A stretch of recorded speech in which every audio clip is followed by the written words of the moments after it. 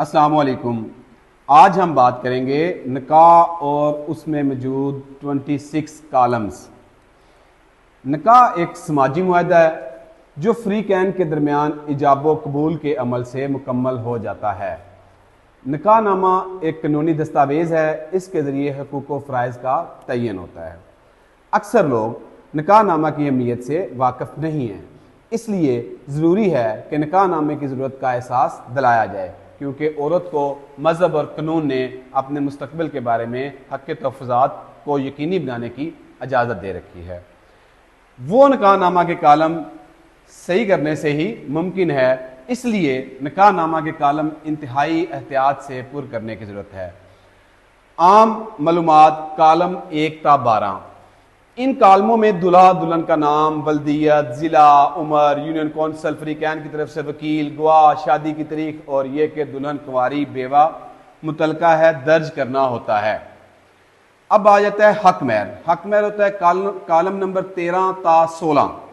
حق مہر کا نکاح نامہ میں اندراج ضروری ہے، جو عورت کا مذہبی اور قانونی حق ہے۔ ارشادات رسول صلی اللہ علیہ وآلہ وسلم اور عمل رسول صلی اللہ علیہ وسلم کا خلاصہ ہے کہ جو حق مہر شوہر آسانی کے ساتھ ادا کر سکے اور بیوی بھی اس پر راضی ہو، وہ شرعی حق مہر ہے۔ اس کے بعد آتا ہے نکاح کا کالم نمبر 14۔ کالم نمبر 14 میں اس کی نوعیت لکھی جاتی ہے کہ وہ معجل ہے یا غیر معجل۔ اس طرح اگر مہر کا کچھ حصہ شادی کے موقع پر ادا کیا گیا ہو تو کالم نمبر 15 میں اس کی مقدار درج کی جاتی ہے۔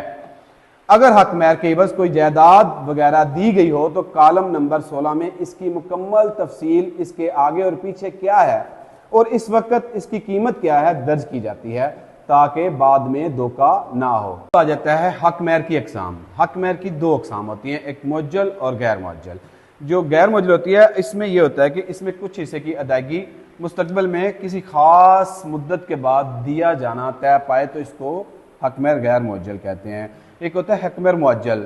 مہر معجل سے مراد مہر کا وہ حصہ ہے جسے فوراً ادا کرنا ہوتا ہے، یعنی مہر کو نکاح کے وقت ادا کیا جاتا ہے یا جب بیوی طلب کرے تو اس کو فوری ادا کر دے گا۔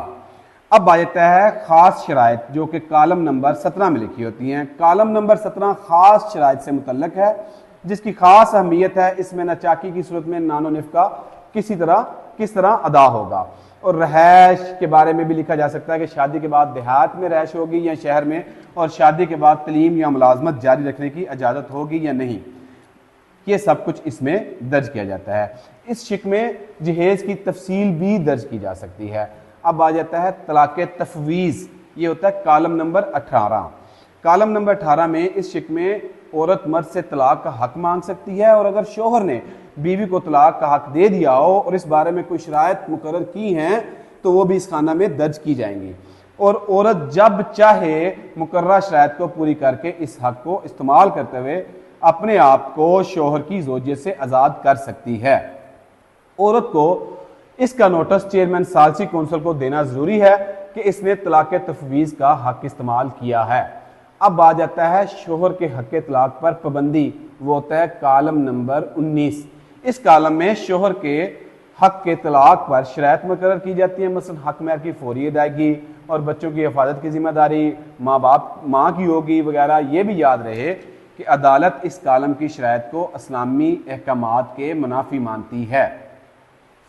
اب اس کے بعد آ جاتا ہے حق مہر اور نان و نفقہ کی دستاویز کا اندراج۔ یہ ہوتا ہے کالم نمبر 20 میں۔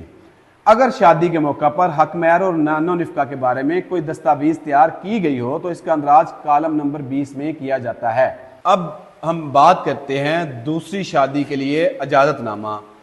دوسری شادی کے لیے اجازت نامہ جو ہوتا ہے وہ کالم نمبر 21 اور 22 میں درج ہوتا ہے۔ دوسری شادی کی صورت میں آئلی قوانین کے تحت پہلی بیوی اور چیئرمین ثالثی کونسل کا اجازت نامہ لینا ضروری ہے، اور دوسری شادی کی صورت میں بوقت نکاح کالم نمبر 21 کو ضرور پر کرنا چاہیے۔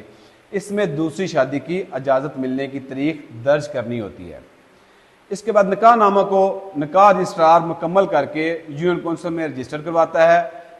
تکنیکی معلومات وغیرہ جیسے نکاح خاں، رجسٹریشن فیس وغیرہ کالم نمبر 23، 24، 25 میں بیان کی جاتی ہے۔ ختم نبوت کا اقرار کالم نمبر 26 میں کیا جاتا ہے جو کہ حال ہی میں نکاح نامہ میں شامل کیا گیا ہے۔ شکریہ۔